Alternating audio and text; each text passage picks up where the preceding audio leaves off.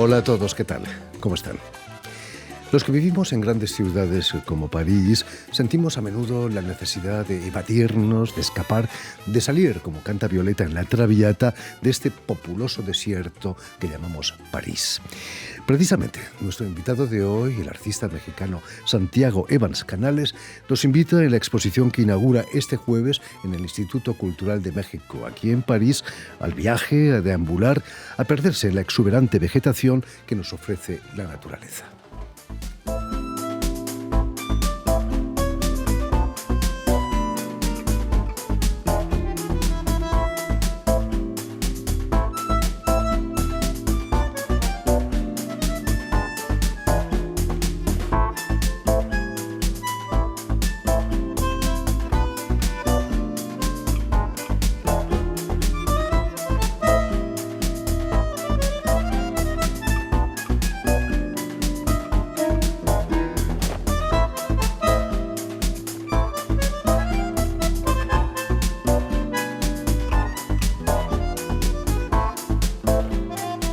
Muy buenas tardes, Santiago. Buenas tardes, Sergio. Bienvenido a Radio Francia Internacional. Muchas gracias. La ciudad de México donde naciste puede ser también un populoso desierto, como decía Violeta en La Traviata. Yo diría que sí, pero yo tengo la suerte de haber crecido en una colonia muy natural, con mucha naturaleza. Entonces, ¿existe eso en la Ciudad de México? Sí. Sorprendentemente sí, la ciudad es una... Bueno, cuando tienes una ciudad con cuánta gente es como su propio país chiquito, entonces cada colonia tiene su propia, ¿cómo se dice? Su propia manera de ser. Recordemos a nuestros oyentes que has nacido en la Ciudad de México en 1996, no hace mucho, pero que vas a pasar tu infancia entre México, Estados Unidos y Canadá. La culpa la tuvieron los orígenes de tu padre, ¿no?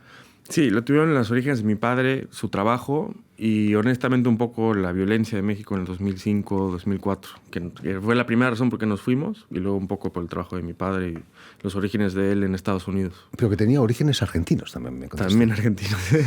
¿Había artistas en tu casa? Mi bisabuela fue artista, pero más, o sea, artista de, se dice Sunday painter en inglés, ¿no? De domingo. Pero con ella crecí mucho y cuando vivía en México, iba a su casa en Cuernavaca y me quedaba a dormir en su atelier, su estudio, dormía en su estudio. Ahí empezaste a sentir, a oler la trementina quizás del óleo. Sí, es un olor que tengo de mi niñez, entonces cuando veo un estudio todavía me recuerda eso. ¿Y cuándo empezaste a interesarte seriamente por la pintura? Pues la verdad, cuando era chico siempre fue mi sueño y me preguntaban y yo quise ser pintor. Como tu bisabuela. Como mi bisabuela, exactamente. Fíjate. Y lo empecé a tomar más seriamente cuando hice la prepa en California. Me invitaron a un programa en Rhode Island, en la Escuela de Diseño de Rhode Island. Entonces hice 6 semanas en Rhode Island y vi que puede ser carrera y ahí es cuando ya me empecé a poner más en serio. Curiosamente vas a estudiar Bellas Artes en la ciudad belga de Amberes. Ajá. ¿Qué es lo que te llevó a Amberes? Pues originalmente estaba estudiando Bellas Artes en Chicago, en el Museo de Chicago, en el Instituto de Chicago. Y como yo siempre quise ser pintor, siento que en Estados Unidos tienen un rango más conceptual al arte, que puede ser muy interesante, pero para un chico de 18, 19, 20 años, yo creo que me gustaba más la idea de ir a Amberes y aprender un poco más técnicamente lo que es la pintura, para luego yo llegar a mis propios acordes conceptuales. Por supuesto. Amberes, además de belga, es flamenca y no es porque a principios del Renacimiento fuera una parte de España, ¿no? ¿Sentiste esa tradición pictórica en Amberes?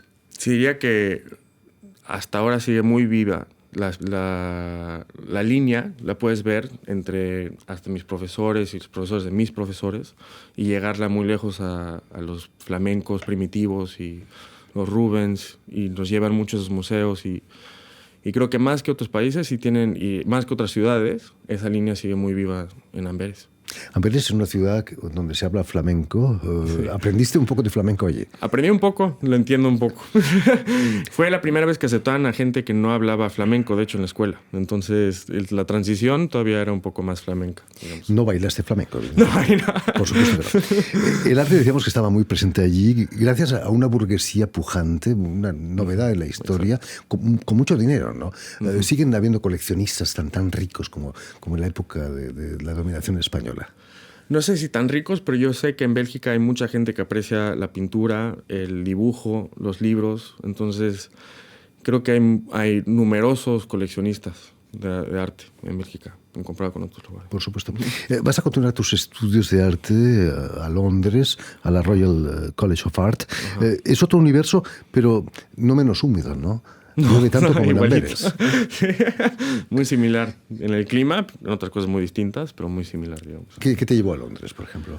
Pues de hecho es una academia que siempre muchos de los artistas que me han encantado en mi vida, Chris O'Feely, David Hockney, fueron a esa escuela. Entonces fue un sueño mío y cuando tuve la oportunidad decidí tomarlo y a esa escuela.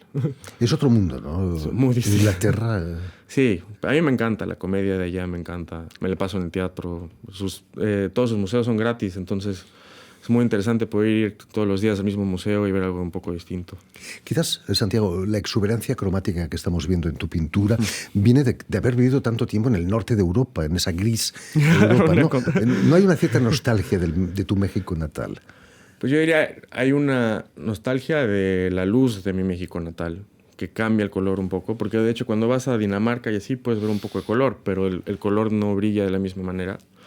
Pero en eso yo creo que un poco de mi México natal, más que nada de la ciudad de Cuernavaca, que era cerca de la Ciudad de México, donde visitaba a mi abuela. Y la vegetación también, ¿no? Que imagino que el verde que encuentras en la selva mexicana no existe en el norte de Europa. No, es un verde mucho más cálido. Tu primera exposición personal vas a inaugurarla ni en Bélgica ni en Inglaterra, sino en Alemania, en Frankfurt, sí. También en el norte de Europa, que estabas destinado a eso, ¿no? ¿Cómo viviste esa primera exposición? Pues fue algo muy inesperado porque fue justo cuando empezó la pandemia. En plena pandemia. En plena pandemia y seguía en la escuela y un galerista de Alemania fue a pasar por los estudios. Creo que vio mi trabajo, alguien le pasó mi número. ¿Eso en Londres? No, en Amberes, de hecho. ¿En Amberes? Sí. Entonces pasó a verlo, me llamó y me dijo que si queríamos hacer una exposición juntos. Y nunca había ido a Frankfurt. Entonces, son muy serios los alemanes, ¿no? Podemos decir que sí. Bueno, es una cultura un poco muy distinta de la latina, diría yo. Por supuesto. ¿Cómo viviste esa pandemia, esos meses de confinamiento?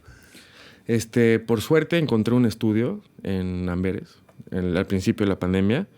Entonces fue puro trabajo, mucha pintura. Al principio estaba pintando en mi departamento, pero no era tan bueno estar viendo un video y siempre estar viendo una pintura y criticándola todo el tiempo. Entonces me tocó mucha suerte. Realmente esta pandemia ha sido fértil para muchos artistas, ¿no? Sí, no había aviones, no había autos, estabas tranquilo, ¿no? No había gente. Sí. No había visitas tampoco inoportunas. Exacto. Y justo un año más tarde vas a exponer aquí en París, en la Galería de Rouillon. Para un pintor, París me imagino que es más que un populoso desierto, ¿eh? Sí. ¿Qué suponía París para ti? Pues París, pues un sueño, como dices, es todos estos artistas. Para mí siempre me encantaron los Naví, por ejemplo, o toda la gente que en contra del salón fueron los impresionistas. Es algo que te gusta de chico, es como empiezas a apreciar la pintura. Entonces, París pues, siempre ha sido una impresión.